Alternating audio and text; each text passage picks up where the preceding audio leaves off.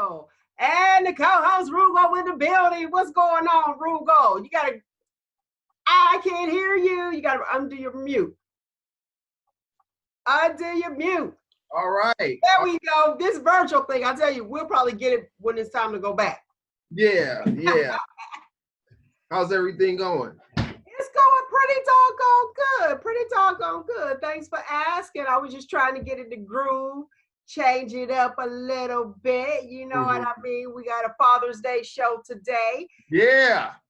We'll kick it off. And listen, I thought about you when I was doing the research and looking at the different gifts to give fathers. And I just bust out laughing. I said, I just really want to know how he feels about this. So, Ronald, what's been happening with you? What's going on? I've been fighting the power for a lot. You know, with my alter ego. You know what I mean?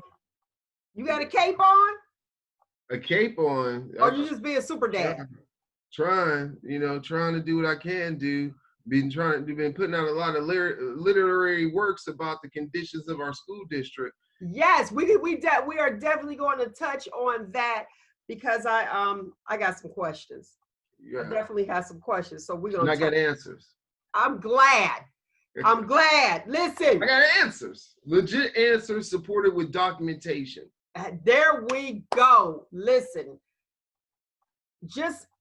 You know, even let's talk about that's kind of political. I hate politics. You already know that. But just in general and educating people on, like, even with voting. Yeah. Even with voting and not understanding what they're asking on the ballot. And they kind of just go, and I won't say they because that's just a blanket statement. Who is they? I said I was going to get a shirt a long time ago. Remember that? Hi, who's they? But there's people that don't understand, and they kind of just go with the masses because they just tell them that little snippet and not all of it. And it's so wordy on the ballot that people don't take the time to actually read it because they're ready to get out. And some people do feel rushed. Because I did ask that question. They feel rushed because you have a long line of people and it's like, well, let me hurry up and let me go. Or somebody gives you the paperwork, you know what I mean? Their pamphlets or a good, a nice ink pen and say, hey, just vote for me. And they just go in and don't realize that ink pen or that emery board that you got just messed you up. Yeah. Well, I think that one of the big issues is, especially when it comes to like the issues on the ballot, is that you should really, when you go to vote and you don't know the issue, you're not prepared to vote. You know what I mean? Granted, hopefully you vote in a way that positively impacts your community or what have you. But the thing is like when I go to vote, it really doesn't take me a long time to vote because I try to research everything out to try to get an opinion prior to voting. And this is the important thing that we need to start doing as a community is using the first day of your ability to actively vote. Use that. Try to get in there on that day. Or if you can't get on there on that day, what I'm saying is that you can vote early, right? When you vote on election day, that's the last day to actually vote. And so some people, they're not searching, they're not trying to get they don't get information about those issues or whatever is on the ballot. Granted, there's information out there prior to the first day of voting, which is I think in Ohio it might be 3-4 weeks early you can vote. And so what we need to do, especially now in a COVID world, is encourage people to early vote, understand what they're voting for early on, and get your vote counted, Now, you said something valid that a lot of people didn't know. So some are thinking that election day is the only day to vote. No. And no one knew. So election day is actually the last day to vote. Yes. And so that's something that people need to understand. That's why it's so crowded. I'm like, and the party is starting, and here we go. You got the noise, you have the energy, you got so much going on that it's like, okay, I'm excited to actually be here and vote. I got that energy flowing. I got everything. You know what I mean? It's like a big party. And I had no idea that, you know, I knew about early voting, and early voting to me didn't mean that meant early voting, exactly what it says, versus let's just vote, and election day being election day, you know? So it's kind of, it's kind of informative. I appreciate you. What's up, Kim? Here we go to, girl. Oh, she on? Happy Saturday. Happy Saturday to you. I can barely hear you, but yes, we hear you, but we do hear you. Yeah, she's on. Oh, wait a minute. Okay. Now, Roogle. Yeah. With I'm gonna ask the question. There we go. Yeah. I'm gonna ask the questions that people were asking. Some of the community was asking regarding the school board, because there was a clip from the media, and for the listening audience, I know you guys are all over, and I truly appreciate you, but this is what's going on in the state of Ohio with the state takeover, and this is one of the cities that they actually came into. Let me say this first. I don't know if it's a question or a statement. I'll figure that out as I go along. Before this even came into play, was the community, let's go with a question. Was the community aware of what was going on? With HB 70 or like the state takeover itself? Yes. I would have to say that there was avenues definitely for people to be aware of it. I think what they didn't understand was the levels of state control that have existed in Youngstown. So, for example, like in 2008, there was a state control of the budget because the budget was in jeopardy, right? And then a couple years after that, there was an academic commission that was in place in 2010 that stayed in place until 2000. I want to get this right. Until 2016, when the law was changed, right? So at that time, that's when HB 70 came into play. HB 70 came into play. It ramped up the controls of it relinquished some of the control from the ADC and gave all the power to a chief executive officer or CEO. Dictatorship. Yeah. So it went from a democracy to a dictatorship. Yeah, and it gave in that law, it gave the person unchecked power, unchecked. Total operational managerial control, no oversight whatsoever. The only role that the ADC played was to place that person into that position and then remove that person from that position. Even when they talk about the evaluation of that particular person or that particular position, it isn't really vetted with something that matches up to the school achieving certain standards on the state report card. So, okay, because I'll run off, cut me off. Yeah. Okay. Yeah. Because I want to make sure I get their questions in that, I received.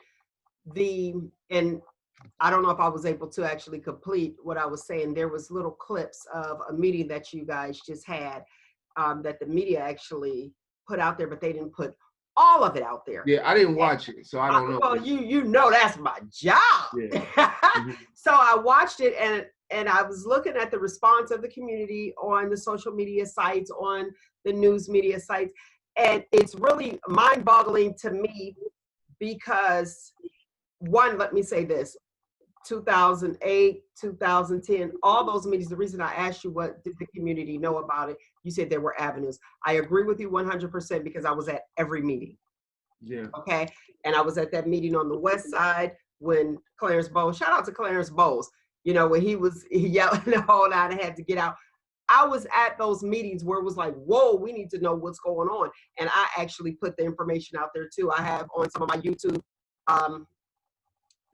uploads, with Shoptalkwithmel, and it has my actual logo from way back, putting that information out there. But how do we reach the people is the question, because you have the local media who's putting clips out there and they're only seeing the little bit, and they're still blaming the school board when the school board, that once the dictatorship came on, once the CEO took over, he's the one that makes the decisions. And I can't understand why the finger is still pointing at, well, why would the school board just go ahead with the levy? Now, I responded to that, and my response was this, not the, yeah, for the school levy, for it to be on the ballot. Mm-hmm. I responded because I had to. I said, I want answers. And I know that, you know, the last CEO, how much did he spend? How he spent everything. It wasn't how much did he spend. Like, Give us but we need a dollar amount because okay, I mean, but ballpark. When you say that, it's a complicated question to answer, right? Because on average, the school district gets about $130 something million a year, right? So the issue is that all the money for those fiscal years was spent. Now, this is the crux of the issue, is that we had a $23 million surplus, correct? Prior to us having a CEO. And that surplus was created by the actual Board of Education that's in place now. A majority of those members were in place when that surplus was created, and that happened because we were able to shift healthcare costs and do some other things in the district to be able to ensure that there would be a cost savings for years to come. With some of those moves. So what ended up happening was that $23 million that CEO Mohib got. Over the 2 years he was there, he pretty much ate away at that, right? So the surplus dollars were gone. And so right now we're in a situation where we're facing a $23 million that we had in reserves. Surplus funding has been pretty much dissolved through the CEOs, both of them, CEO Mohib and Jennings. Okay, let's stop there. Let's go with Mohib, the one before. So 23 million. Yes. Now, when you guys retained that attorney, the school board, how much did that cost? Actually, we've always had an attorney. It's by law that the Board of Education has to have an attorney. So our attorney. Remember when it was going back and the school board was suing, Yeah. When we sued the state, basically it's like this. Wait, I answered the question. The question is, how much did it cost? Because I want to answer their questions. Okay, this is how I got to explain that. For the whole year of operations, when it was only one law firm, and that was the law firm that represented the Board of Ed, that last year we spent $155,000.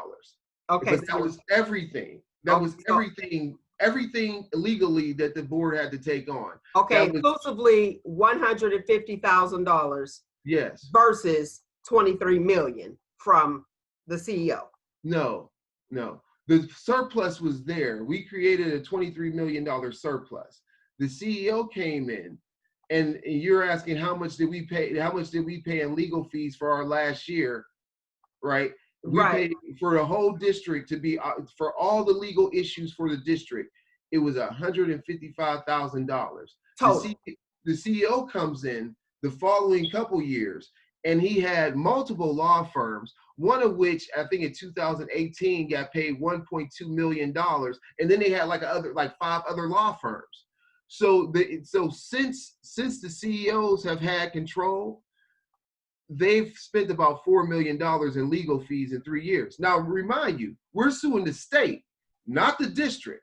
So there is no funds that are coming out. It's not like we're suing the district and we're fighting against each other. We're not doing that. We're suing the state. So I don't know exactly what the CEOs have spent $4 million on in legal fees. Because they're not obligated to tell you guys what they're even spending any of the money on, right? No, because they have confidentiality, So the thing is, even when the CEO Mohib came into play, he said he would not pay our law firm to represent us in any case that was against HB 70, right? So our lawyers went unpaid for issues related to HB 70. They still haven't gotten paid. Okay. Now there's a lot of people that you guys are going to. And then when we talk about payment, we're talking about somewhere in all, $40,000. Okay. I want to put this out here. Look, I almost forgot that fast. I did forget. It'll come back to me.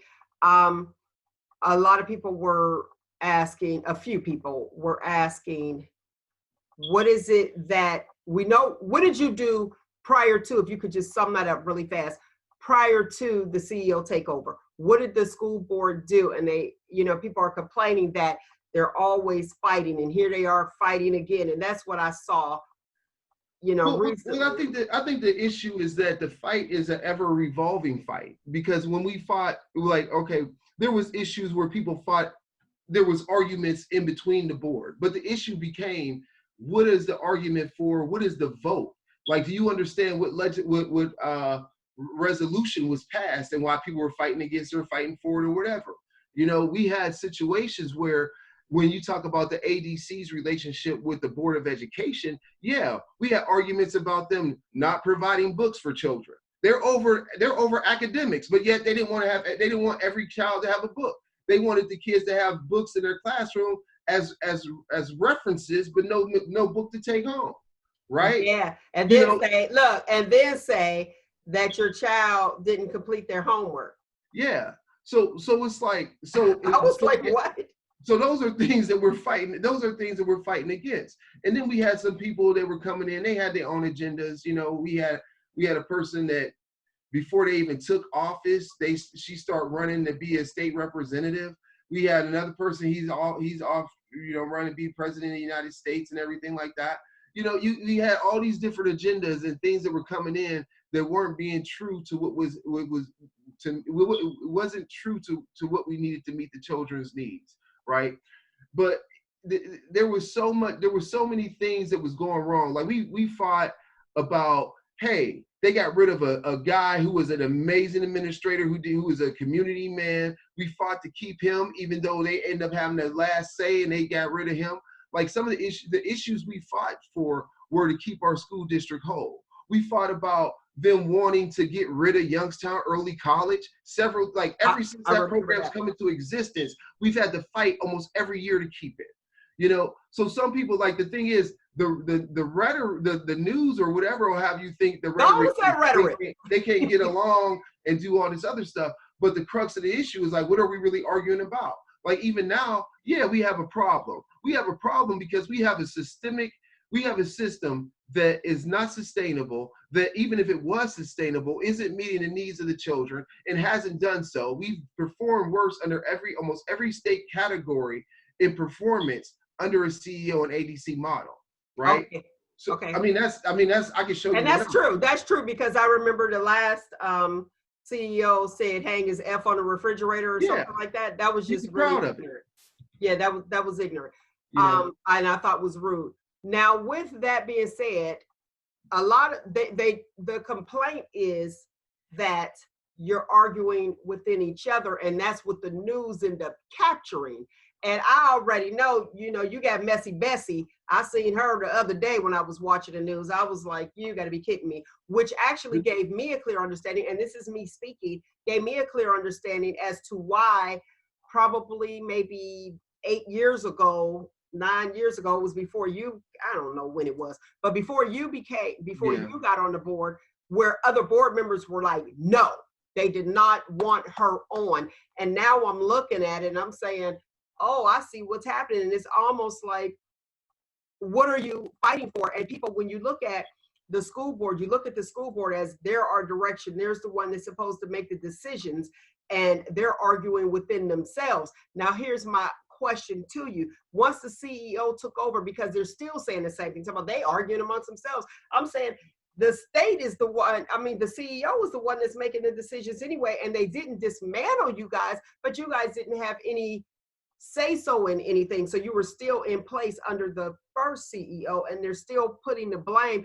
Tell me if I'm wrong. They're still putting the blame on the school board when it's actually the CEO that's making the decisions. And that's why I have a problem, because when you said the amount, you had a surplus of 23 million, and the last CEO, I ain't gonna say the last one, but the CEO then depleted it. And then you come in, and when it's on the levy, that's under my taxes. I have to pay taxes for it. And then, and with no explanation as to where this money has gone, and then you come and you want to put another levy in place, but oh wait, I need the school board in order to put a levy in place, okay?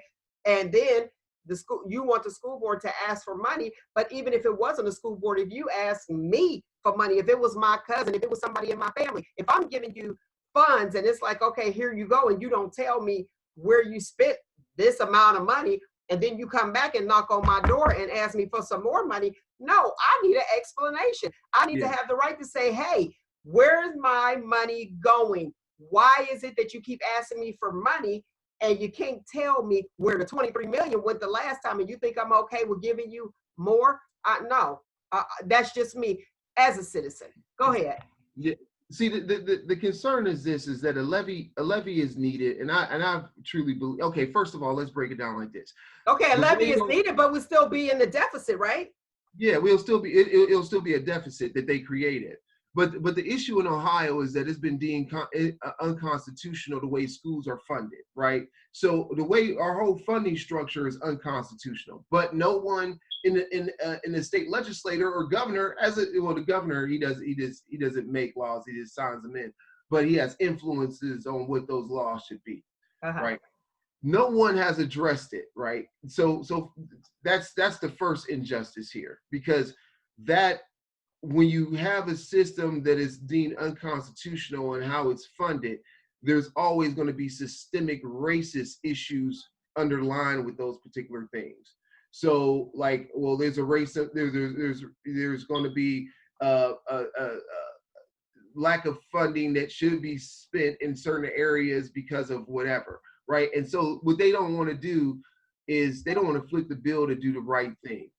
So when we talk about in Youngstown in our levy situation, is that it's a renewal levy. So it wouldn't be an increase to anybody. It's already money that they've already been paying, right? The issue not an increase, but it's still more money. Well, the issue here is that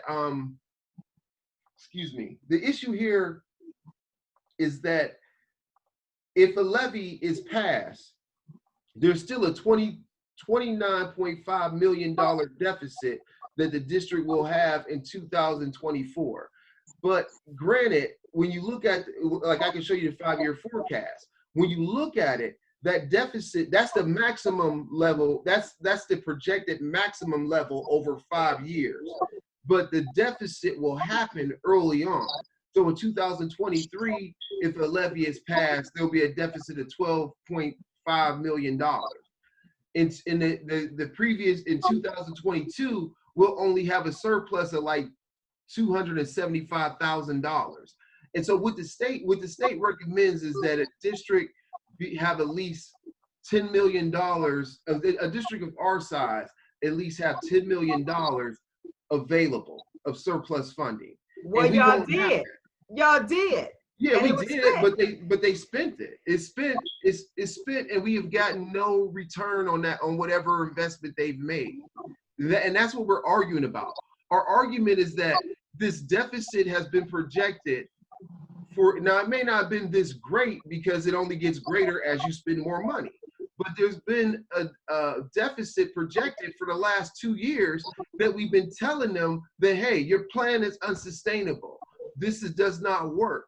You are going to run out of money. How do you fix this problem? How do you balance the budget and educate our children?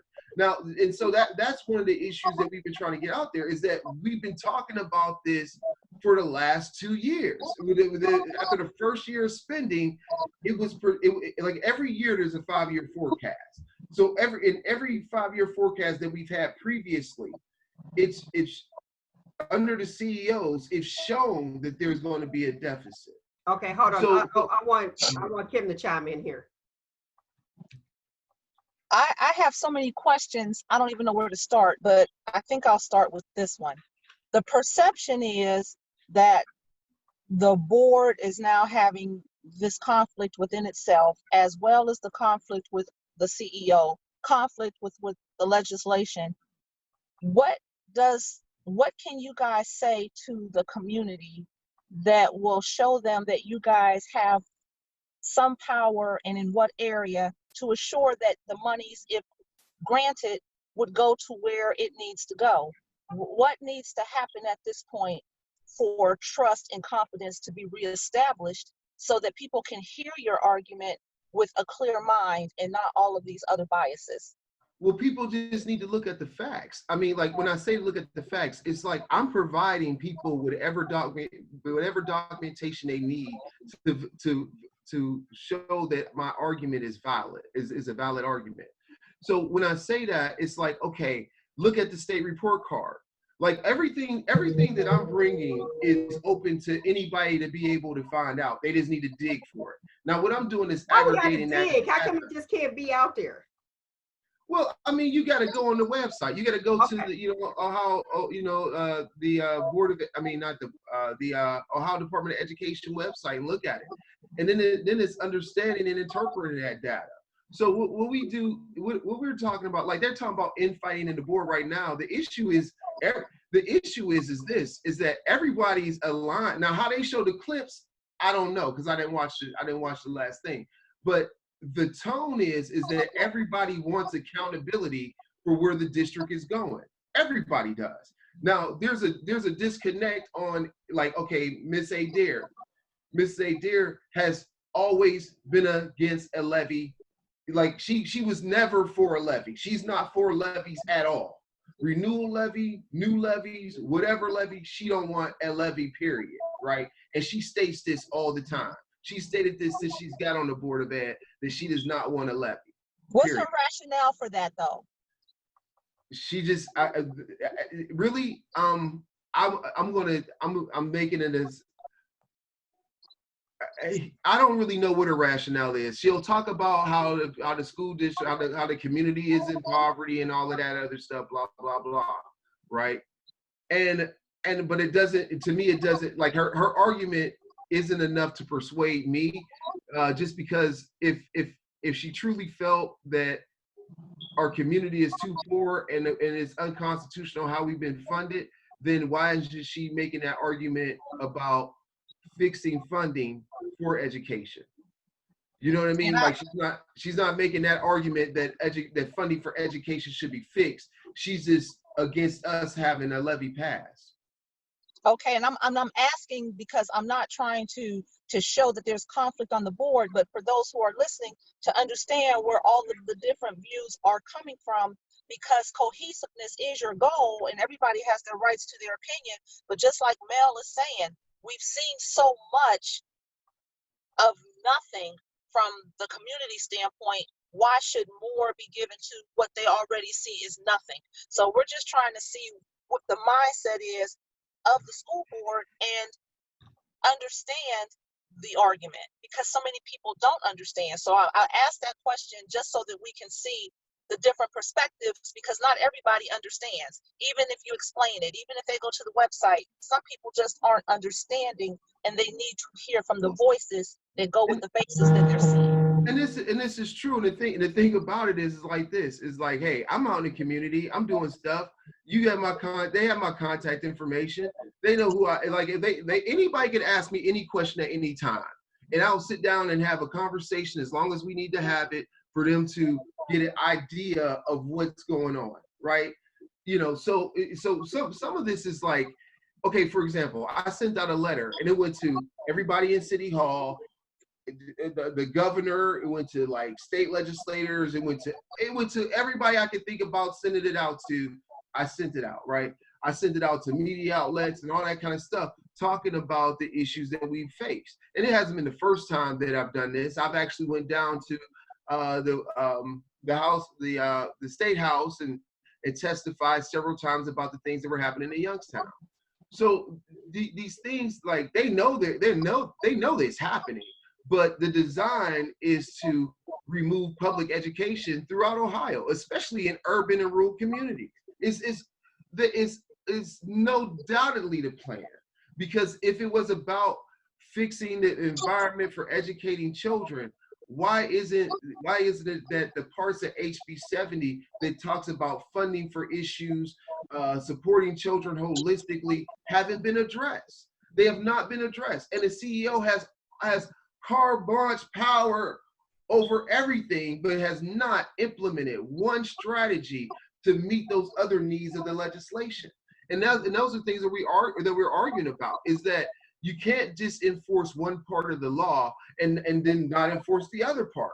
And the other part is about bringing prosperity and bringing different techniques to educate children. But we don't have that here. When we look at our funding, when we look at the spending there's first of all, there's been a reduction. There's been a reduction in classroom instruction spending of more than $13 million since the CEOs have come into power. So if the issue is academics, why would you spend $13 million less in the classroom? And what's the state's answer to that?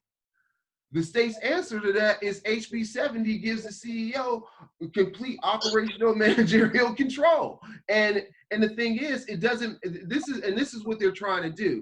In that law, regardless of how he performs, based on that law, if he performs badly, the board gets removed and the board doesn't have the power. And the issue we're fighting is that, like, are you purposely trying to hold our district back?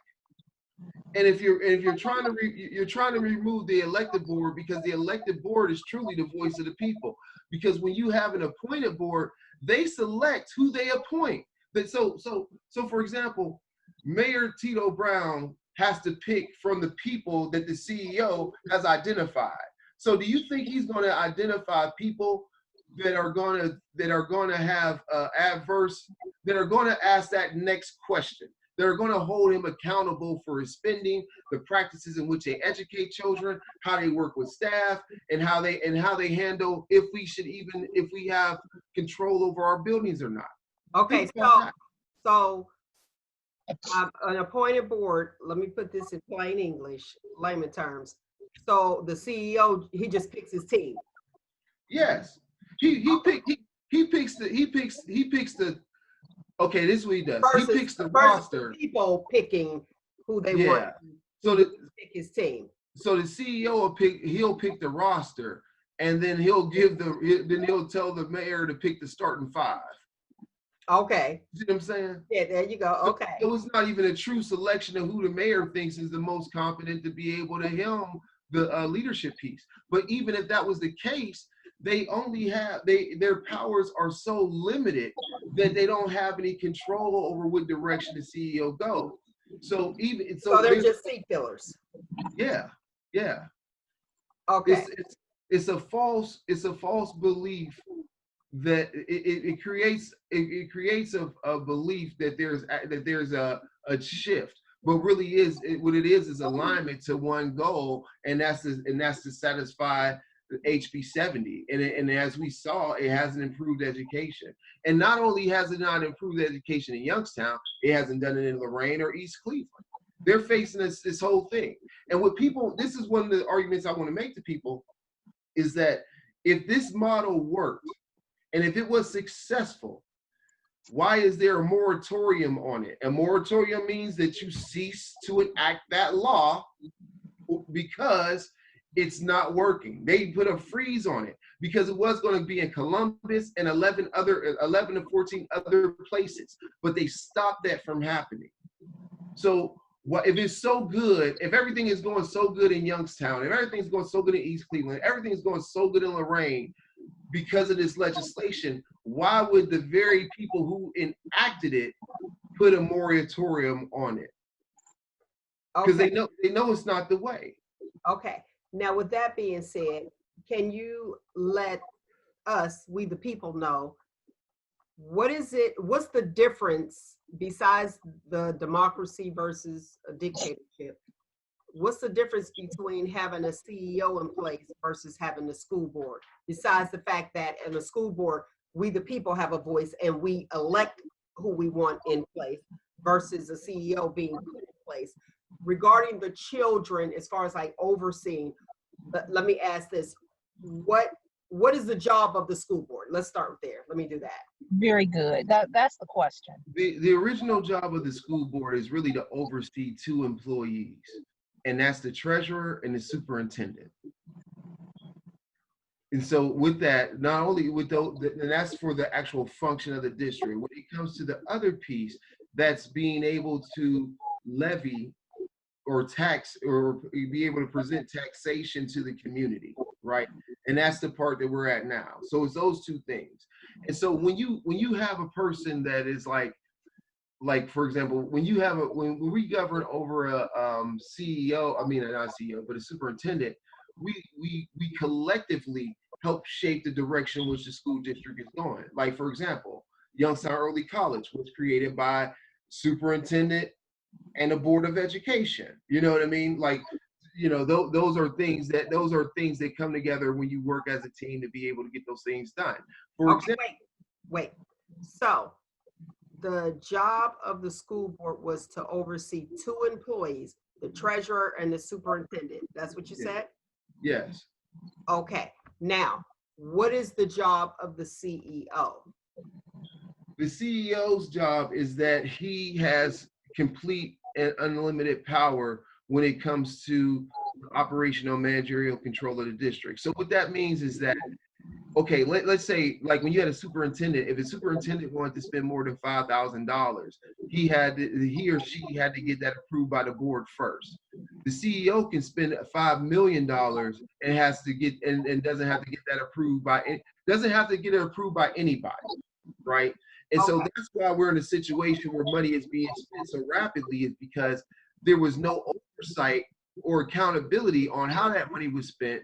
There was no justification on what that money was spent for. And there was no one there that could say, hey, you can't do this. And so we're in that creates that situation. Okay, so the Board of Education just pretty much says, hey, that plan will work, and this is how much money you need to spend, and yes, we'll go for it. Is that? Yeah, and it also, the Board of Education also would look at the hiring practices too of the district. So for example, every hire, every fire, termination, or whatever resignation would be for the Board of Education. So Dealing with the money, so that's treasurer, so that's all money. Well, I mean, it's HR, treasurer, yeah. I mean, it's all tied together, yeah. Okay, go ahead, Kim. So, okay, so now you have a person who's in charge, who has complete oversight with everything. How is it, and I'm just asking because I know other people are asking, that the school board has not been dissolved, or if the school, because right now the school board is a thorn in his side. So where does his powers stop? Because apparently they do. Well, I don't know where they stop when the world ends. It's really So how are you guys, in the absence of the superintendent and the presence of a CEO, what exactly are you guys existing for right now? Okay, we have a CEO, and we have a superintendent. We still have a superintendent in place, and there's a treasurer, CFO. Our issue is that the way the legislation is, and this is why we argue about it, was rush legislation that was not deemed to fix any issues in the district, because there's certain aspects that even if we don't have the operational or managerial control of the district, there's still the issue about taxation for citizens and that sort of thing. So that's the one issue. Now, even with what HB 70, what it wants to do. Wait. Just if you could just answer that question directly, because that's a whole lot. Even I don't know how to give me the question one more time, because I don't know. Let me figure out how to answer it directly, because if there was a simple answer to this, we wouldn't even be having, you know what I mean? We would have to. But it seems like it could be, because her question was, if the school board is a thorn in the CEO's side, how are y'all still there? Once the CEO took over, there should be no. Why didn't he just shut you down? How do you guys even still have a voice? Well, and that's the thing. They're trying to shut out our voice, because he doesn't have to listen to anything that we say, right? So right there, our voice is shut out. How are you guys still there? Who has you guys still there? We have ourselves still there, because they're going to answer. Okay. Yeah, so we're all fighting, and we're not walking away. We're not walking away from our obligation to the community because the CEO comes in. You know, would people think that would be a better look not to act? That's where the problem is at. Here, that's where the issue is with the community, because in our minds is, okay, here's the CEO, and the CEO came in, the board does not have a voice. How, and I'm glad y'all didn't walk away, trust and believe, you know. Right, me But too. once the CEO is there, and it's like, okay, the CEO is over, it's a dictatorship, no more of the school board. But why, how and why? Well, we know why, because y'all not walking away, so you gave the why. But how are you still there? If you, like Kim said, if you're a thorn in the CEO's side and he don't have to answer to you, y'all just meeting on your own time, or like what? I mean, as a duly elected board, as a duly elected officers, we can meet. You know, you can't interrupt that. That's why in the law they have it to where they dispose of the elected board. So if we don't, okay, so what we're doing now is fighting that, because if let's say when the next election comes, 2020, 21, when you vote to be on 2022, there will be no election for anybody to be on the Board of Education if we don't continue to fight. And that's what we're doing. Okay, Like, go ahead, Kim. Mel. so what it's doing is the law is designed to remove the Board of Education over time. And so we're fighting that piece of it, because they'll have a board, but that board will be appointed. And so it won't be an elected board by the community. Yeah, we got that. We got that part. So, okay. The last election, remember the last election? Yeah. And it was still under CEO control. How did that occur? Because okay, HB 70 says after 4 years of the, okay, what it says is after 4 years if the CEO hasn't met whatever requirements it is to get the school out of academic distress, that then the Board of Education is removed from play, the elected Board of Education. And so then at that point, there's a selection of who should be involved. And that selection is basically CEOs, who he picks, and then a selection from who he picks from the mayor. So when we're fighting HB 70, we're fighting for voters' rights. We're fighting for your ability to be able to pick who leads. Because I heard a comment that I got that part, uh-huh. but I just needed an explanation on how does that work? Because to my understanding, it was once my understanding was once a CEO came in, then they dismantle the school board. So you're saying that, and after 4 years, if the CEO's plan doesn't work, then you guys are dismantled, or should the CEO be dismantled? Yes, and that was through the selection of the appointed board. Okay, go ahead, Kim. You got to unmute you. Okay, wait a minute, because my phone shut off. But my question is, so if I was a voting member of the community, and I understand, let's say that I'm pro the board, I really support you guys, and I want you to exist. However, if I'm voting for all of these things and you guys have no say-so in what happens with it, what do I need to hear from you to make me vote for what your cause is? Because you don't have the control to do what you want to do, even if I gave it to you. The cause, the bare minimum, the cause is to exist. And the issue becomes, well, if you see this injustice happening on this level, then what's happening at the state level? Have you wrote the governor and said this is not right? Have you made contact with your state legislator or senator to talk about those particular issues? The piece here we're talking about now is to sustain an educational system in the district. And the minute that you relinquish your local control of your district is the minute you have no control over the direction it will go. And that's what we're seeing right now. Okay. You said, have I written the government? Have I, and when I say I speak as a community, have I done all these things? Well, here's the people. We elect people so that we don't have to do it with hopes that they're doing it. Meaning, so when we elect the school board, we hoping that you guys are handling that situation.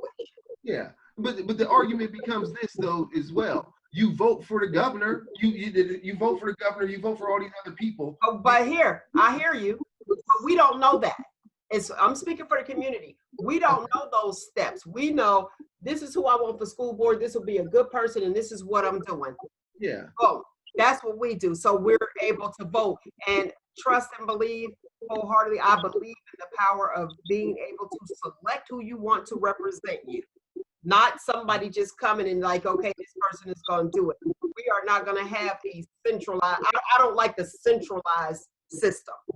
I like the decentralized. Give me the democracy part of it, okay? Give me the part where I know I can make a decision. And if I don't like this person, I could vote them out. Not somebody they just drop and say, here you go. This is the person that's going to do what they're going to do. They want your money. Okay, here you go. Here's a levy. We're going to do that.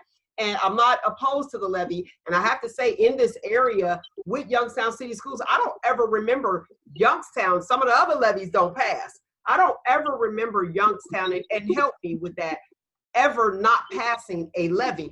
Then for you to come in here and you to drop this person, like you to drop the last person, they didn't depleted my little money. I don't care how much it is, because every penny counts. And then you go drop somebody else and say, okay, we're going to give him some more of your money. I need you to pay him. You said it's not an increase. I don't care about the increase. I need a decrease because I need my pockets to increase.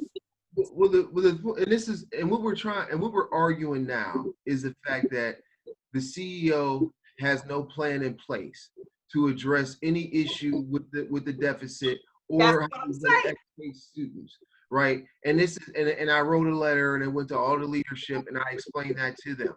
Now the thing is that whenever is the letter long? Is it long? It's about a page, but it's a page, but I can read segments to it. Can you? Yeah, for example, I don't know where you want me to start off, but since the fiscal year 2017, the ADC and CEO model of leadership has done the following and more. $13 million less has been spent on classroom instruction.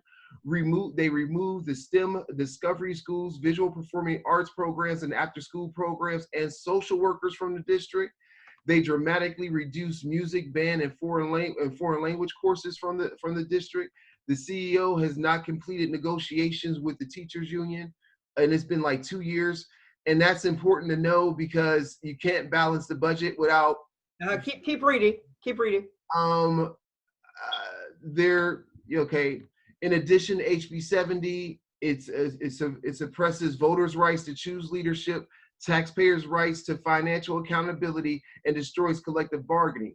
HB 70 may be constitutional, but it is bad for education. This is evident by the moratorium placed on HB 70 and the bipartisan support in the Ohio House and Senate to repeal HB 70. Given the analogy, because this is something I got to tell you, CEO Jennings wrote the board a letter telling us not to use our kids as political pawns or whatever when it came to the levy. But given the analogy of chess by CEO Jennings, HB 70, the Academic Distress Commission, and our CEOs have our district on the brink of a checkmate that will be brought about by financial and academic failure unlike any seen before. Ohio public school districts need immediate action by the Ohio legislator and Governor DeWine to quickly repeal HB 70. Ohio needs legislation to HB 154. We want to transform the school buildings into community learning centers that holistically assist children, families, and communities, assist districts by identifying root causes to challenges, and funding the district with a turnaround plan vetted by the Ohio Department of Education to offset those challenges. We want to create a school improvement committee with a majority of parents, teachers, and community agencies versus state appointments. And we want to give the community the right to elect and govern over its public school district. Thank you. I'm like, we want to know, what did the letter say? We didn't get the letter. We want to know what is going on. That's what the community needs. The community needs to know what's really going on. Everybody, we have access if we research it. However, this is a busy world. I always call it a microwave society that you really don't have time. You're like, I want to know, just like you were saying earlier, as far as like election. I want to know what's going on, but I'm so busy up, boom.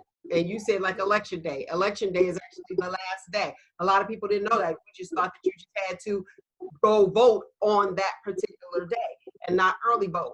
You know what I mean? And you have all that time to vote. So education is key. I'm here to educate you, but we needed the facts, and we needed it in black and white, and we needed just direct in lay terms where we the people can understand what is it that we're doing, why are we fighting, and the influx of arguments that with the school board. I'm glad you brought that up, as far as you have one person who doesn't want to levy, and then you have everybody else and never wanted to levy, and then you have everybody else to say, hey, let's have the levy, and then you have the media that is showing they're arguing about the levy when it was clearly what I saw. I didn't see the argument, I just saw the subtitle, and it was just communication. And you were on there talking for a little bit, and then we weren't arguing. No. Let me finish. The other lady argued that, I'm telling you what the clip was on the news, and it was her arguing. So then it shows that, okay, it's arguing with in the school board. I'm telling you what we see, okay, because a picture is worth 1,000 words. So nobody knows exactly what the argument is. That's why I said, hey, let's discuss this issue. What is the argument? You made it clear. And it said, well, why are they against the levy? They want this, and you know, you hear it and you see it. Like I said, I saw it on social media, and now you gave clarity to that. That's not the whole school board don't want a levy. It's just one person, and just like Kim was saying, everybody's entitled to their opinion. When you vote, people vote differently, and you have to come to a common ground. You can't just say, okay, this is it. They was like, oh, they can't even make a decision. You got how many people on the school board? 7, 8? It's seven people. But the issue, and that's the thing, it's the justification of a levy based off of his plan on how he's going to operate the school district. We are arguing, we're not saying that the levy isn't important. I think a levy is extremely important. In this particular case, it stops us from having a $50 million deficit versus a $30 million deficit. You know, we'll have 30 years, right? What's that? That's over 4 years. Yeah, we'll have a $30 million deficit instead of a $50 million deficit with the levy. So it's important. But the problem that we're talking about is accountability, because they've made it this way. They spent I understand. But that's the whole point. That's The people that we would want to support, we can't support because it doesn't matter. If you give more money to lower the deficit, the same people that messed up the last money still have the power to mess up this money. And how do you know that they're not going to? Right. That's where the fear is. So what needs to happen to bring everybody together to put enough pressure that the money would go where it's supposed to go, the deficit would decrease the way it's supposed to? Because right now, even though people hear you and support you, the bottom line is, even if we do what you ask, you can't make sure it happens. We want the money to go back into the classroom. What you say, like 30 million came out of the classroom? The piece here is that it's a larger fight. I mean, it's a larger fight. Like you can't. If passing a levy is part of one solution, right? But to have control over those dollars is another fight in itself, and that's why we're trying to repeal HB 70. That's why we need people to tell the governor, like, hey, this is not right. We need people to tell other people that they know in Ohio to tell their legislator that it isn't right. Because what happens is our legislators are on board. They know it's bad. Like Lepore Hagan, she knows it's bad. Roogle, who's a Republican, he knows it's bad.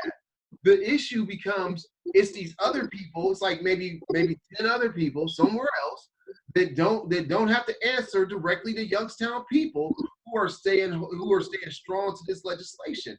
And when you follow the money on how their campaigns are financed, some of them are getting monies from people who are opposed to public education. So why would they support something that's going to take money out of their pocket? You know, so the fight, this is one part of a fight, but we have to, like, we want to fight as a community. We have to fight to get this legislation repealed. So should that be the primary focus, even though like the levy is important or not, however people look at it? But the primary fight should go back to where the seed was planted when you guys lost control in the first place. Yeah. So should there be more emphasis and more outcry for support just for that, as opposed to everything else? Because some people will look at it as if to say, why fight this part of the battle when this part of the battle needs to be won before we can fight that part of it?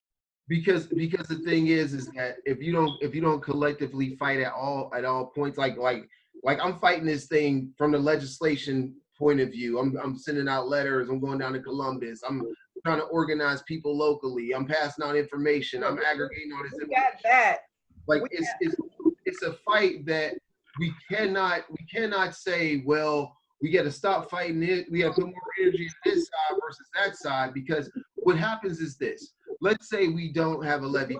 We're running out of time. I'm Okay. gonna let you get your point. The point is, if we don't collectively, if we don't solve all the problems as they occur, then if we finally do get control back, we're in a situation where we have depleted funds and we may not, and it just makes the fight tougher, you know? So I just want to say this in closing. I want you to close on this, on all of it, okay? But 1 second. But let me say this.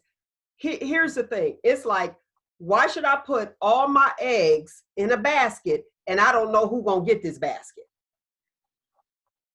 Well, that's what the fight. That's a fight. That's why we, But you're saying fight, and I get that. Yeah. You're saying fight, but it's like, okay, we fighting for the board. The board puts a levy on, wants to file for the levy. We go with the levy because we want to help the situation, but we don't know where this money is going. Is it because y'all don't have a say so? But the thing is that's why it's up to the public to understand what the true facts are and to put that pressure on the CEO. For example, I will give you a rundown over the last 3 months leading up to this, right? April. We got 2 minutes. Go ahead. Okay, in April, the CEO didn't want to feed kids over spring break because it was spring break during a pandemic. I wrote a letter to the governor, state legislators or whatever. Guess what? He fed those kids, right? Because we knew the issues in Youngstown where it wasn't about just school being closed. It was about people not having the ability to work, having the ability to get on unemployment, being able to get different benefits and things like that, or even access to food because of the social distancing, and everything that was going on with public transportation and all that stuff. So why would you stop that?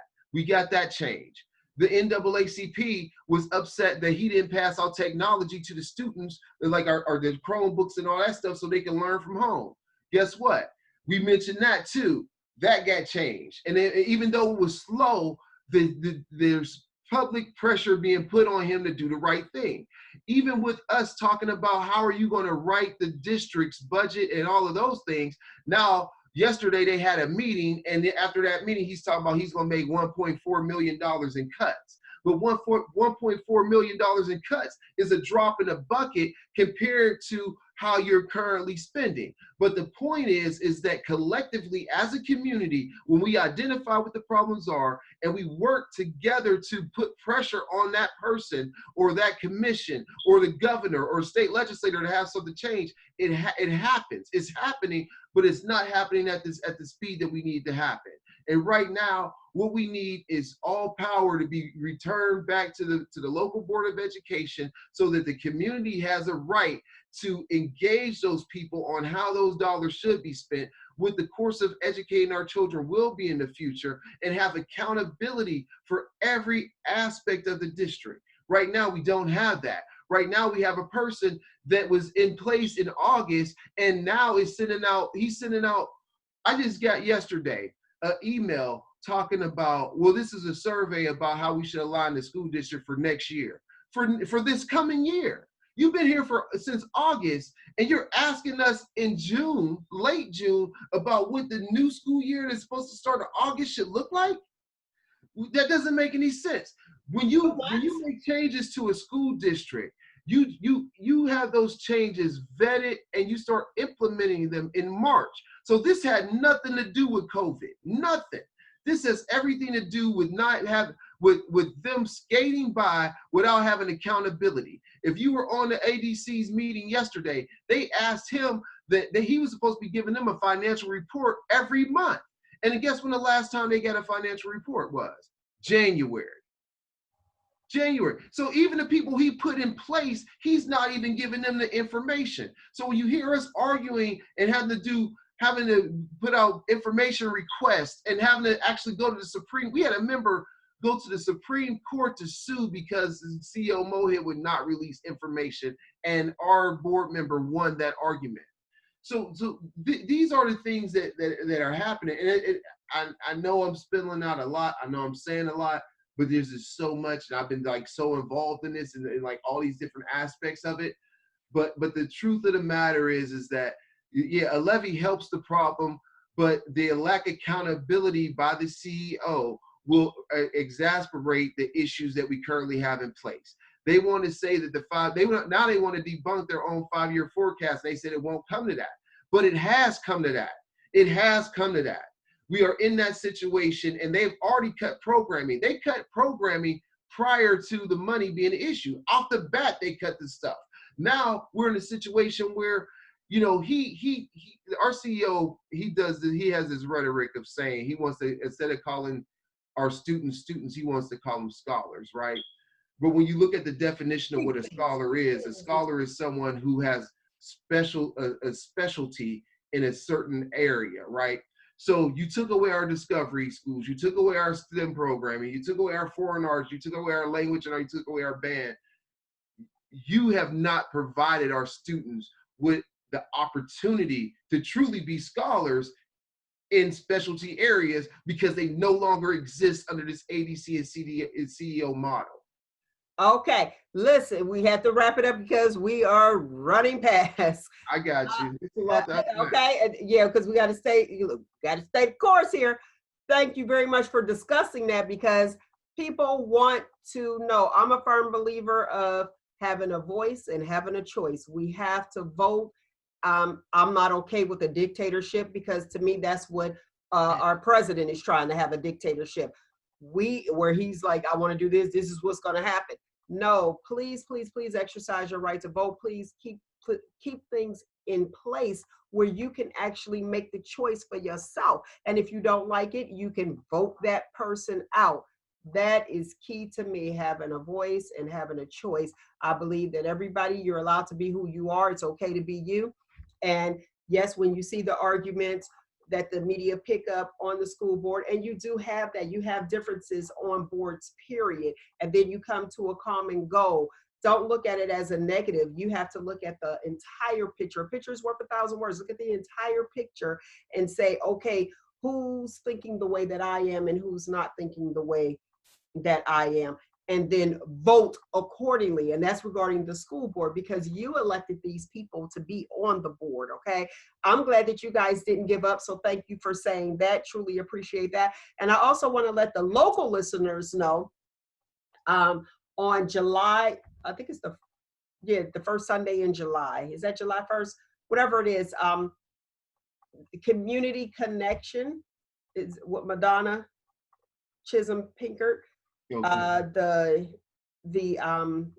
CEO was supposed to be on her show, and that's on a Sunday morning at 8 o'clock. I wanted to put that out there so you can hear his side and then go from there. But I still, just like I told her as well, I said, I need an explanation. I need an explanation. And the thing about that, think about like this. Why hasn't she ever given any person on the board of education? I don't have nothing to do with that. I'm just saying. Listen. So you're gonna listen. All the media is not. Like, I'm just saying. You don't even know what she's doing. You can't make an assumption. All I'm saying is that I haven't got an invitation. Wait, I gotta say it just like here.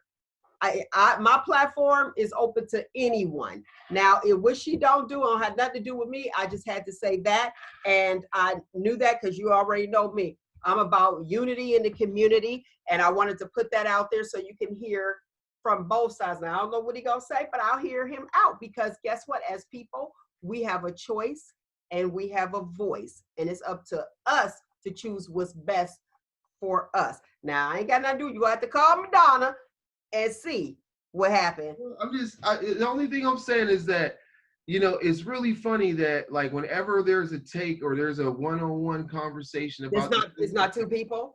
it's never too, even though you may not want to have them combat, you know, you might not want to have, because I'll tell you this too. I'm willing to debate anybody on this issue. Okay. Well, listen, you can't say it because I don't even have a man on here. And he seems to be a nice guy. He's just in the position. And since you took the position, this is what it is. So it's nothing personal. All right, let's move on. Let's talk about Father's Day because I don't want to go read them 3 minutes over. See what I'm saying? I can't even play my little commercial. Look, Nah. I can't even play my commercial. All right, let's talk about Juneteenth real quick. Juneteenth, June 19th, but you know how we do it. We're going to do it the whole weekend. Yeah, you know, people like, it's my birthday, the whole weekend.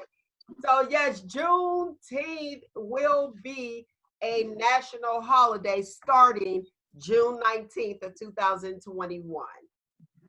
Is it a celebration or what? It's a national holiday in New York or everywhere? In New York as of 2021 in New York. So I think that steps in the right direction. It's a great celebration. And it's not to me. It's a, what'd you say? Yeah, Texas should have been first, but you already know that. Yeah, that's not how it is. That's a live studio audience talking about it. But we're they didn't even want it anyway. But I ain't gonna go into that whole history lesson real quick because I don't have the time. Because school board member took over the time, took over my history time, but that's all right. I truly appreciate you kind of answering the questions of the community and the community having those questions that they want to answer because they didn't understand. And some of the jargon that people use, everyone doesn't understand. So you have to break it down. You know what I mean? And say, okay, this is this. Because I can speak in medical terminology and they'd be like, what? What's that? You know what I'm saying? So you have to just break it down for the people. And I do know that people vote and put people in place so that you can be the voice for them. Okay? All right, so how y'all feel about the Juneteenth? Y'all excited or what? Talk to me. Go ahead, jump in here. I was going to say, I think it's good. But I also think that we should look at it as not just a milestone, but a learning opportunity because there are so many people who don't even really understand what it is. It's coming out a little bit more now, but before all of the goings on started, a lot of people were like, what is Juneteenth? So I really think that even with all of our other holidays, Martin Luther King, Black History Month, all of that, we need to take time to educate. Of course, this is an awesome milestone. I'm glad that we've reached it, but there's still so much education that needs to be done. So yeah, maybe this is the time to step up and just start teaching one another what this really means and how we as a people can make the most of what we have at our disposal, like the opportunity to celebrate our freedom. Okay, let me say it real quick. You gave it to me. You gave it to me, Kim. Juneteenth, really fast. Juneteenth is when the slaves were freed. Now, here's the thing. I don't know if you guys know, like they said, we're having a civil war right now. Before when we had, or another civil war, before we had the civil war, it was about the enslavement, about who to get rid of slaves, who not to get rid of slaves. You had the northern states to the Union, to the southern states. And what happened is I want to say the Union states end up turning into to Confederate states. That they were talking about Confederate states. Don't get me all jumbled up about it. But anyway, let me say 1861 is when the Civil War started. 1861, and it ended in 1865. And yes, we won where the slaves were free. And that's where Juneteenth, they were freed June 19th of 1865. Now there was Texas that didn't know for 2 years that they were freed. The slaves didn't know that they were freed at that time. So that's what it's about. Yeah, the northern states to the Union to the southern states, and they separated from the Union, and they decided, hey, they wanted to become Confederate states, and that's where that flag, that X, it showed you those stars on there. Those showed you the Confederate States. That was like, nah, they didn't want to get rid of it, but we won. So yay, celebrate and know that we are not finished. Is progress. So celebrate the progress. That's what I say. Celebrate the progress. It happened right now, which is really good. I did know about Juneteenth because I was always into that. And I had an uncle and he used to wear this red, the black man bled on the green grass, red, green, and black hat and scarf. And listen, all my cousins, I ain't lying, we knew that because he was serious. The black man bled on the green grass. What's that? They probably laughing right now watching, like, oh, we knew about that. So we know about our history. In school, they teach you about American history. They teach you out of books that they want you to know about. Because I'm going to be honest, some didn't even understand. They still don't. My coworkers still to this day, they like, okay, I guess it's just a day off for Martin Luther King Day. That's something major for me. And with my children, we learned and I taught them. But you can only teach what you know. So yes, do the background. Check it out. A lot of people learned about Juneteenth in college. But if you are into your history, you got to know, shout out to Miss Peace, because that's where I was introduced to it at. And that was at Covington School. Boom, yay, on the north side of Youngstown, Ohio. And she was actually the librarian. And during certain months, when we would have to go to the library, she focused on what we needed to talk about. And I learned a lot from her and I was totally interested. And that's when I was really interested in Black history. It was like, hey, so shout out to you, Miss Peace. I'll give it to her all the time. Cohen, John, all you lovely people. Great mother. It was their mother that taught me that. And every year, that's what you did, all the way from grade K to 6. You knew, and it was just different things. And she actually taught us. So go ahead, do your research. Dig a little bit, learn a little bit, and don't let anybody change the narrative. Be happy and be great. That's what I say. Everybody. And you don't have to be Black to celebrate Juneteenth. And we can see that was happening right now with the whole protest. Everybody coming together. Let's just all celebrate. All right. I want to talk about the gifts. I wrote them down. Let's talk about the lovely gifts for Father's Day. You ready, Roogle? Hankies. Listen, fathers get the bad end of the stick. Fathers get the bad end of the stick. What would you want for Father's Day before I go reading this list? I've been asked the question several times, and I'm like, I don't know. But I'm kind of mad I got to ask the question. Like, y'all should know me. Give me something you think I like. Stop asking me. Okay, so if somebody gave you some socks, you'll be okay? Nope. You like socks? You like socks? So you wear socks? I wear socks. I wear them so much that I buy my own. Flip-flops? No. That's on the list. Okay, a frozen mug. That's what's on the top list. You know what it's like? It's like Father's Day gifts are like when you would go and buy like stuff for like Christmas gifts at school. Like it's all like this, like it's all stuff that like it's the store. You know, it's like stuff to be in the clearance aisle of like seen on TV, but not quite the same quality. Like, you know, oh, you want a mug that keeps things cold? Well, how long am I supposed to be keeping this stuff cold? It's crazy. Okay. We got a frozen mug, a whiskey decanter. Maybe, but no. A wallet. Eh. Flip-flops. No, flip-flops. Grill set. I'm telling you, and this is the order. A grill set, a tool set, a shave kit, family portrait.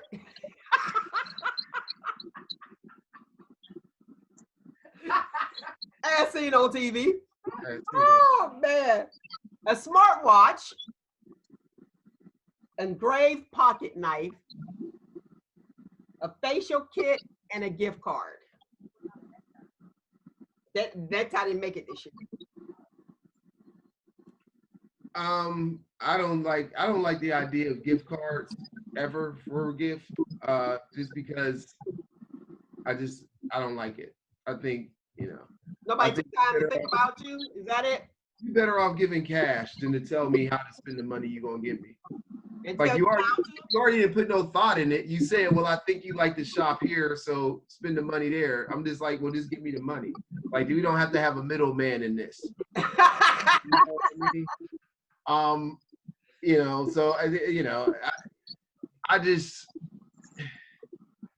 I don't know. Maybe I'm at that point in life where I'm just like, oh, okay, I'm content. I got things that I feel like I need. I got things. Because one thing people used to give me was they used to always give me like movie passes and stuff like that. Don't give me no damn movie pass or Corona. That's a waste. You know what I mean? I think you know what? There is something I could possibly use that I always wanted, but I didn't want to buy it.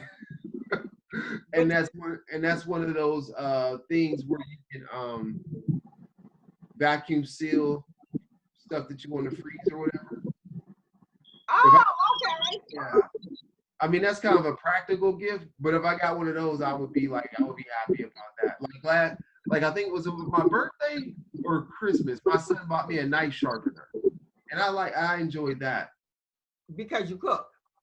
Yeah, and I hate dull knives too. I almost hate dull knives as much as I hate HB70. So you know how I feel about that. All right. Well, tell me this: a pocket knife. I mean, that could be useful. That could be useful. But You know yeah. what it's useful for? It's useful if we've got that little plastic thing on a pair of shoes. Women, if we had that plastic for us, that's useful for us. If we have that little plastic thing on our shoes and we can't pull it off and pull it apart, we're like, can you get this off? And y'all use a pocket knife. Because nobody's like doing rabbits or nothing anymore, honey, because that's what you would use it for, right? Yeah, I mean, like sometimes I look at gifts like that. Sometimes it's like if a person carries a pocket knife, they probably already got one. You know what I mean? I mean, I guess those are nice. I think it really depends on the individual. Grill sets is cool, but it's like how much you invested in that grill set. You know what I mean? Like, am I just getting a pair of tongs and a fork, or am I getting like a smoker? So you do like that grill set idea? Well, because it was something I got before. You know what I mean? Because see, to me, a grill set would be equivalent to somebody giving me pots and pans. Yeah, but a grill is like a level of relaxation that goes along with that. It's an event. Like I was before when I left to the store, one of my neighbors had his smoker going. And it was like I was like, man, he doing it up, he getting ready. And it's just it's more than just like, oh, I'm out here cooking, but I'm out here like enjoying myself. What you think? I think it's individualized to the person because some people would really love a new pocket knife or, the grill set. I think you have to know the person that you're shopping for. Sort of like what Roogle said in the beginning. I don't think I should have to, be asked. You spend enough time around me, you know what I like, my personality. So buy something that goes with that. Like this one dad I know has been talking about a recliner, so got a recliner for Father's Day. Somebody else may not want one. But he won't tell you anything. But it wasn't like he said, I want a recliner for Father's Day. It was just conversation over time. You pick up on what people want. Okay. So let me ask you this, Roogle. So if you got a family portrait for Father's Day, would you be excited? At the age that your child is now. I think it would be a good thing, but I think that's just the start of the gift giving. Like that's the appetizer. Yeah, okay, all right, we got this picture together. I don't know, but really my main thing, especially with my son being out of state now, is just the time. He came home last week, and I asked him. I said, "You coming back this week?" And he was like, "Nah." I was like, "Well, why not? It's Father's Day." He's like, "I thought that was next week." Like I ain't even on the radar. You know what I mean? And even though he thought it was the next week, I'm like, man, look at this crap. That's funny. Do they have Father's Day dinner at different places like they do for Mother's Day? You know what? I think there are events, but I think the issue is that every dad's on. Car events. Yeah, there might be car events. They have car events around Father's Day. I don't know about, you can always find a restaurant for Father's Day, but it's usually car shows, those type things, I guess, that I've seen that happen around. Yeah, but look at the stigma with that. For Mother's Day, you can call somewhere, make your reservations, because if you don't, you're waiting outside for an hour to eat. But for Father's Day, you can find a restaurant on Father's Day. Let's go to the racetrack. I mean, it's just a totally different vibe. It is. That's what's so funny. I was like, they kind of get the bad end of the stick. But I guess when they had this list and they said a family portrait, and I'm thinking, I don't know. I'm like, I know what you look like. Y'all the ones that stress me out. But then I understand why they got the whiskey decanter.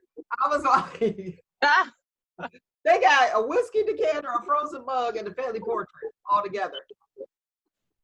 Like, that's nuts to me. I mean, those are okay. Those are okay gifts. I hate to say, it just kind of feels like a little like they're like novelty kind of things. You know what I mean? You said right. True. They're like, here, give me $10 because I get to go shop for you at school in elementary, or like you said, more as seen on TV at Aldi's. You know, they get. You're like, oh, look at this little knick-knack stuff my grandmother used to be finding. I'm like, where is that, and where did you find that at? Interesting. And y'all all right? Y'all got to bring home the bacon, huh? Bring home the bacon, man. I went out looking for some ribs today. Disappointed. I was like, man, no ribs. All gone. No ribs for Father's Day to grill? I couldn't find any. I went to go to the store yesterday. I was so busy though. Hey, I did win a grill set though. I did win one, so I guess you're right. Like you said, those little gifts that you be like, oh, okay, here you go. Yeah. Just like it's like when you go to like one of those, like you go to something, they be like, we got a door prize, and it's like some like. Actually, I think that's how I got it, the door prize. I was gonna say, was it your door prize, Mel? I think it was a door prize. It's nice too. It's big. I was like, oh. So you just go buy a nice gift bag or wrap it up and just give it to him for Father's Day. And call it a day. Now here's the shop talk question of the week. We haven't had that in a long time. Do you feel bad? I don't want to like read it verbatim. Actually, what it is should you give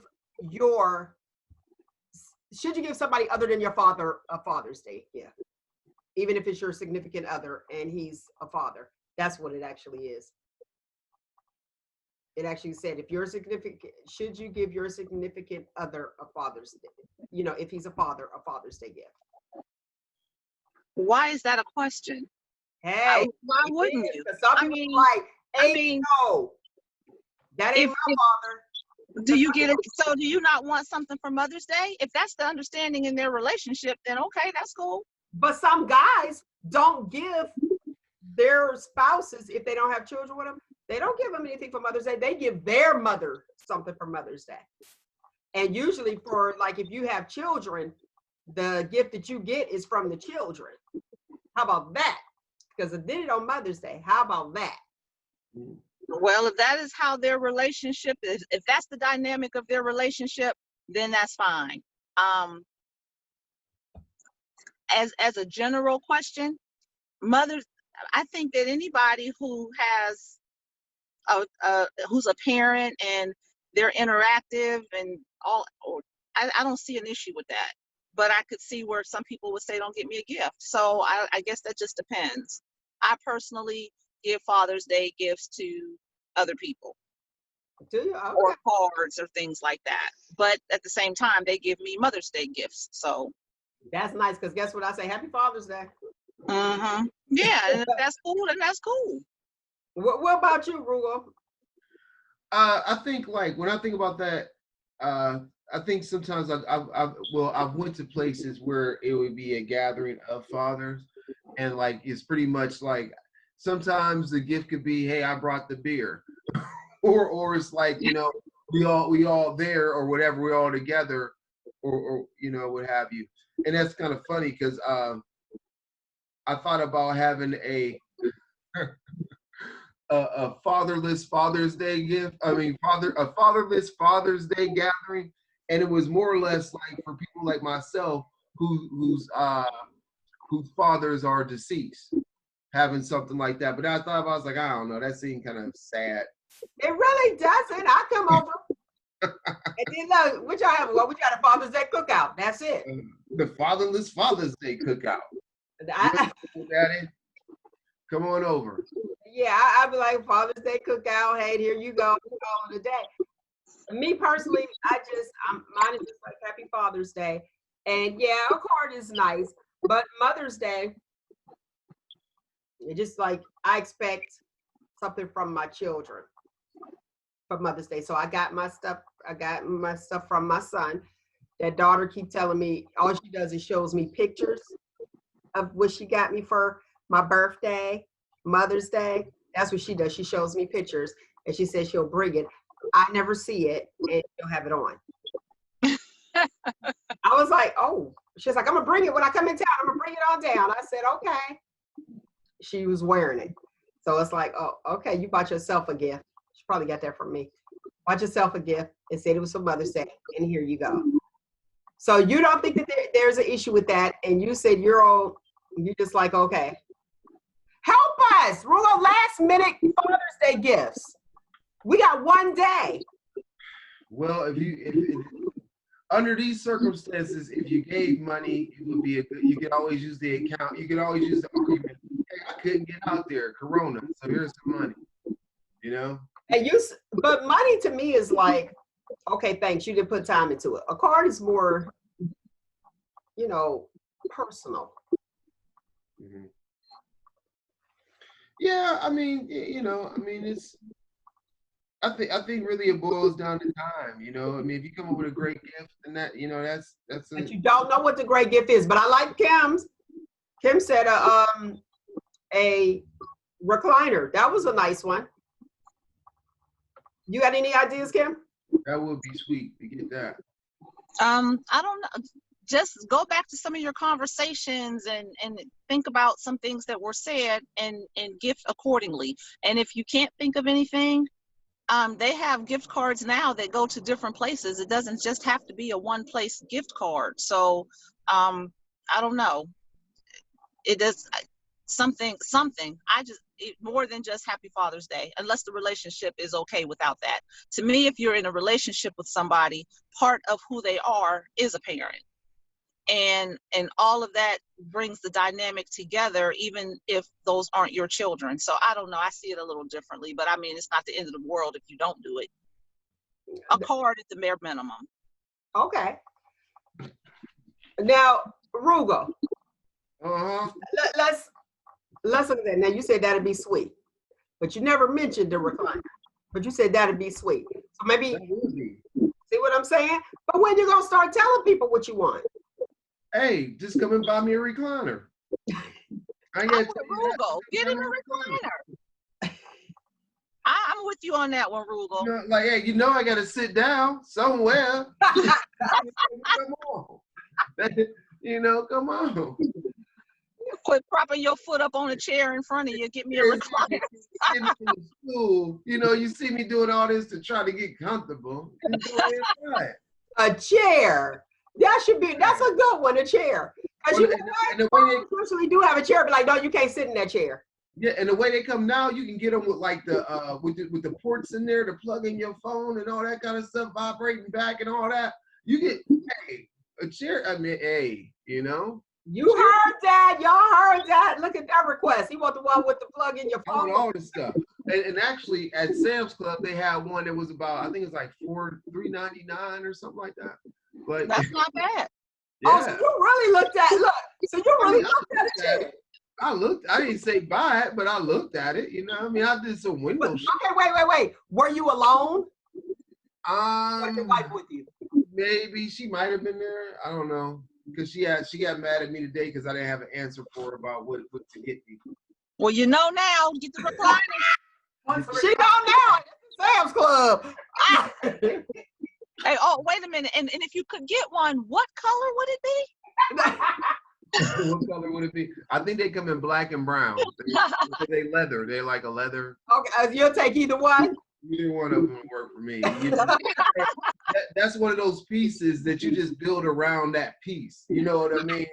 You know, you get that piece, and then you just add everything else as just an accessory to that. Like a So for Father's Day, you get the chair, and then Christmas, you get a little something else. Birthday, you add a little something else. So the whole year is set now. Yeah. Go add around that piece. And well, I guess she's not mad anymore because she can hear you. I don't know. I think she back there asleep. And we got up early in the morning and try to take care of some business. Went to go try to find my ribs. Upset about that. Okay, so are you having a cookout or no? My son is working, and so I don't know. I might cook some stuff and then go to Pittsburgh. Okay, so he won't be there.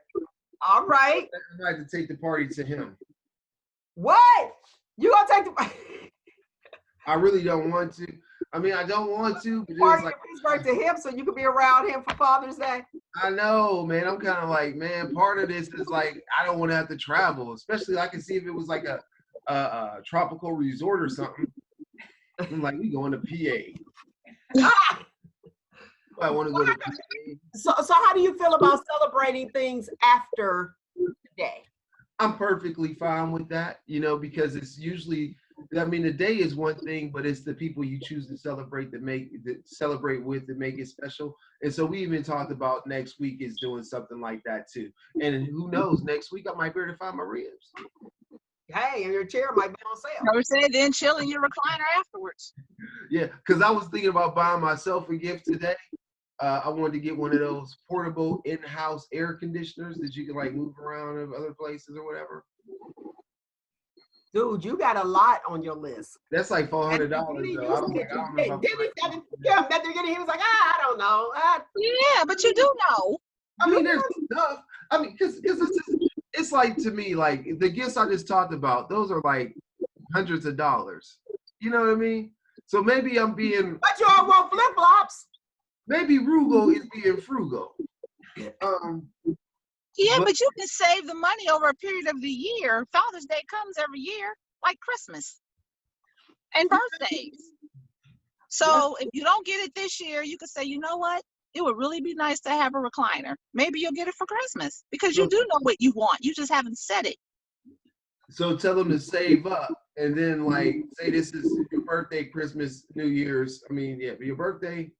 How many things was it? Your birthday? For Christmas, birthday, Father's Day. Father's Day. That's 4 days, right? Mm-hmm. Okay, 4 days. 3. Christmas, Father's Day, and your birthday. That's 3 days. Father's Day, Christmas, my birthday. There should be another day for dads. There isn't. How many is it for mothers? All the days, 365 of the days. Shit. Every time I turn around, some mama actually reminds me that they gave birth to them. Roogle, Valentine's Day is there for you, so you got 4. Valentine's Day? Valentine's Day. Oh yeah, sweetest day. You can add them all up. Add them all up. See, we have your recliner now. 1, 2, 3. You got 5 days. 5 days. Maybe you have to list them though. You're gonna have to get a calendar and have it up and put holiday. And you know, I shouldn't necessarily knock flip-flops because you can get some pretty nice sandals and stuff like that out here. You know what I mean? Flip-flops to walk around the house in. Yeah, but I don't know. So is it like if it's a gift from the heart, it's okay to give socks and flip-flops in? Hell no. What? Hell no. Oh, what's the cutoff? What's the cutoff for socks and flip-flops and ties? Then there be some silky ass, the silkiest of silky socks. If you come in here with a pack of like white tube socks with some stripes across the top of them, man, you better fall back. Nobody want those. Nobody come in here with those 1970s basketball socks. Nobody with that. You know, But I guess like there are, people there at one time, I used to be one of those people. I would buy like the different colored socks and all that other stuff, blah blah. I don't do that no more. I'm just like I got black socks for all occasions, black. Is there a cutoff? What's the cutoff? What's the cutoff for the tie? The tie? The tie. You know what? The way as expensive as ties are now, shoot, like ties ain't really a bad thing. But I think like too though, like if I know somebody who doesn't dress up often, a tie may not be really. I mean, it could be a nice gift because they have options. But yeah, I don't know. Shirts are good. I remember one time, I wanted some dress shirts and all that kind of stuff. I get that or whatever, because I feel like hard because you have to know the collar size and all that other stuff. Yeah, I mean, you tell them, hey, this is the last shirt I bought. Get this, Don't leave any guesses. I mean, no, but those are gifts. Like when I get gifts like those are things like they ask me, and I'm like, well, what do I really need? Versus like, what do I want? I want a recliner, but I don't really need one. I want this air conditioner thing I was talking about, but I don't really need it. You know what I mean? But isn't that about the want? I guess it's about you have to buy. But isn't like Father's Day about the wants? I guess it's about the want. But every time I go to get a gift, it always turns into the need versus the want. Well, allow yourself to enjoy a want every once in a while. A want. All right. I heard it here first, folks. You want. Get what you want. Yeah. That's it. You work for it. Get what you want. Have you ever, have you ever gotten a gift that you really didn't like, but you didn't say anything because you didn't want to hurt their feelings? There was this one time where Kim, you next. I got a gift. I mean, it wasn't a bad gift, but I felt bad because I made a comment about it. And it was a movie I got. Like somebody bought me Inglourious Bastards, which I liked the movie a lot, right? But I didn't really know if I liked it enough to own it. And they bought it for me to own. And I think I might have said something like, yeah, but I really enjoyed that other movie too, which was kind of like some crap to say. But Did the relationship recover from that? Yeah, recovered because I think it was under, I don't know. Like it all like I'm really bad at any more gifts after that. Yeah, I got more gifts because I accepted the gift and I watched the gift thoroughly. But the thing was that like I did like initially I could have been better at being appreciative of the gift. Not that I wasn't, but if you make a comment like, well, I like that movie too, like, and then they bought me that movie too. So okay, well then it worked out for you. Yeah, I guess it worked out for me, but I just kind of felt bad about how it was delivered. You know what I mean? Sometimes your delivery can ruin something. Okay, go ahead, Kim. Yeah. One time we had this gift exchange was what it was. So like everyone was there. And for anybody who knows me, my nonverbal communication speaks volumes. So when I was opening the package, the pattern of what I saw was so awesome and I was so excited. I was already thinking of where I was going to wear this sweater. And when I fully got it out of the gift wrap, it was a pair of leg warmers. And the look on I couldn't catch it. But my brother started cracking up because, of course, he knows me. He said, everybody in that room had to know you were disappointed because it was not a sweater. It was a pair of leg warmers. And I really felt badly because if I could have caught myself, I would have kept that poker face. But it just was like, I've never worn leg warmers. What made you think I wanted these? So yeah, that was the one. That's the first one that came to mind when you asked that question. Okay. I only had just one. And mine was somebody got me Minnie Mouse.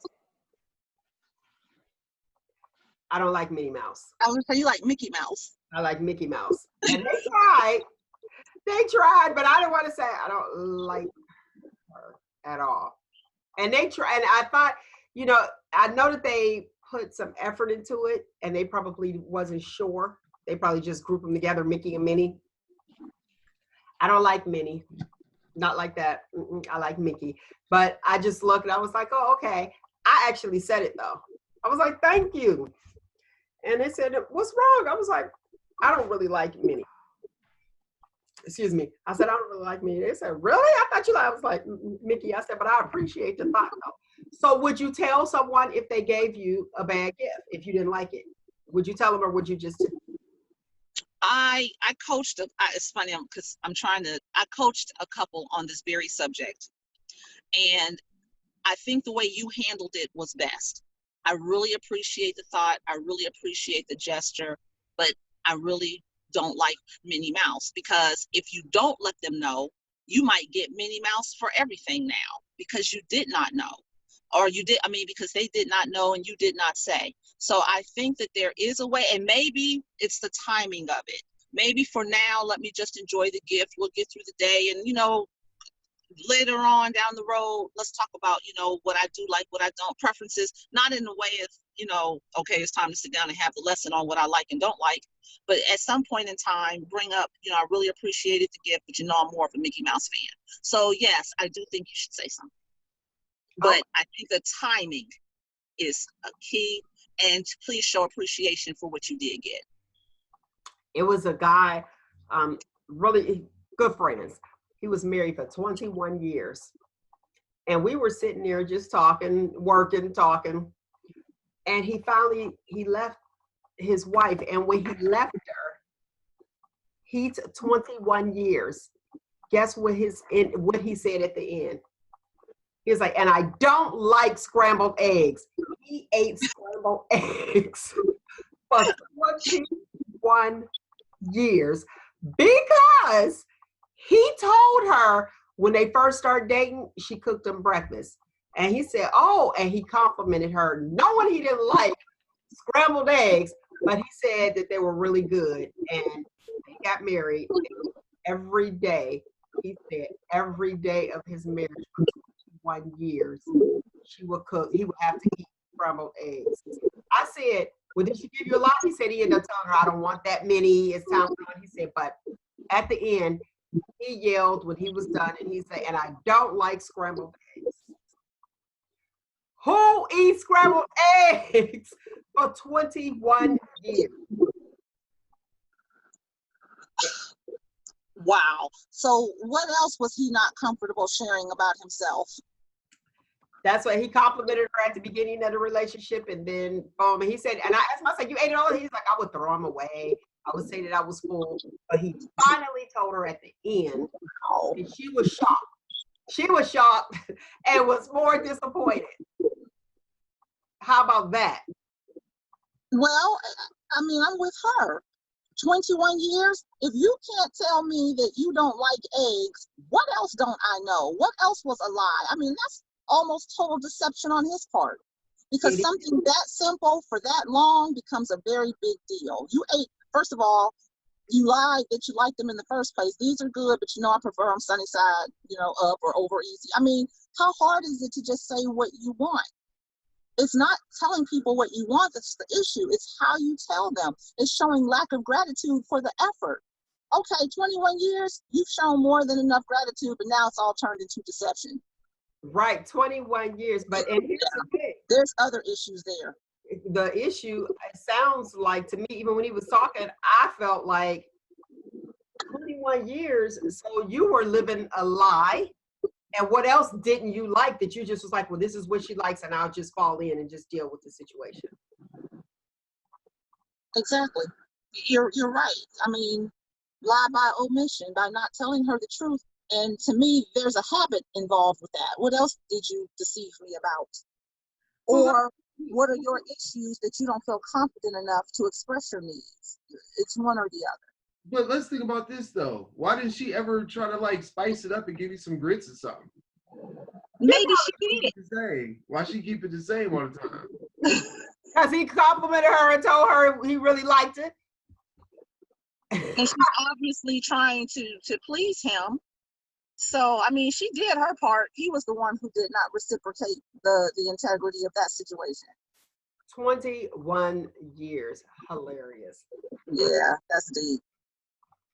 That's the last thing you say walking out, and I don't like scrambled eggs. What a slap in her face. Listen, I don't like your scrambled eggs. what you mean? He could have been like, I don't even like you, and I just was putting up with this. But there are a lot of guys. There are a lot of guys that compliment women, but they don't want to hurt her feelings.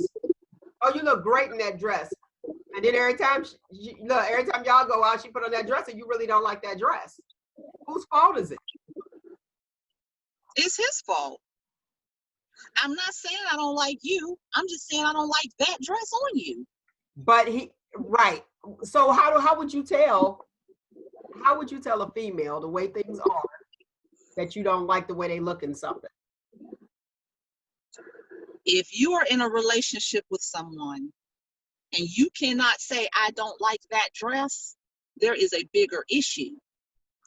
You are fabulous, but that particular dress, if I wouldn't have chosen that for you. I wouldn't have seen you, choosing that dress or whatever. But he's not criticizing her. He's saying he doesn't like the dress. There was a show many, many years ago, Tracy and Friends, and I was listening to it, and they had a question on there, and their question was, how do you tell your woman that she gained weight without being offensive? You gain weight. And she's getting fat without being offensive. Straight. How would you tell her? You gotta shoot straight. You gotta tell her the truth. That's what you would do. What would you say? Hey, you gaining weight? Hey, I'm concerned about you. I'm letting you know you're gaining the weight. You concerned how? I'm concerned about you.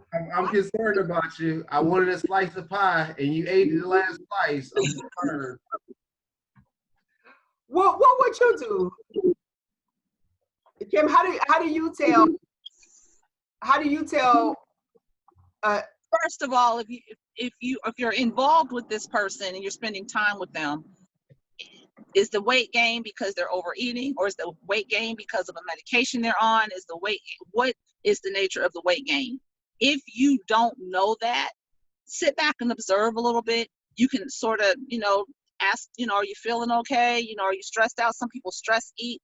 I think you should observe first the nature of the gain or the change before you say something just, oh, you gaining weight, because either way, somebody's going to be sensitive to that.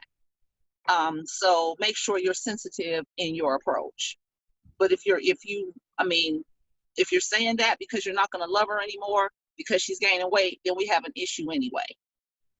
And that's a whole nother show. We've had that topic before. Do you still love the person because their appearance has changed? Mm-hmm. So first analyze your motive for saying something before you say something, because either way it's going to be sensitive. Okay.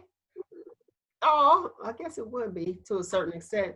Roogle, a creative way to tell your significant other that you don't like something or they gain weight. Let's do it. Creative way.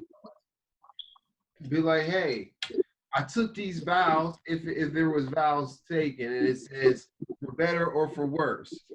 And how I take those vows is to also tell you if things is getting better or if they're getting worse.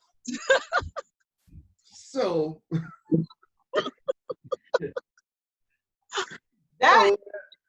I see you in that dress, I'm telling you it's getting worse. That's creative. For better is to go out and buy something that fits.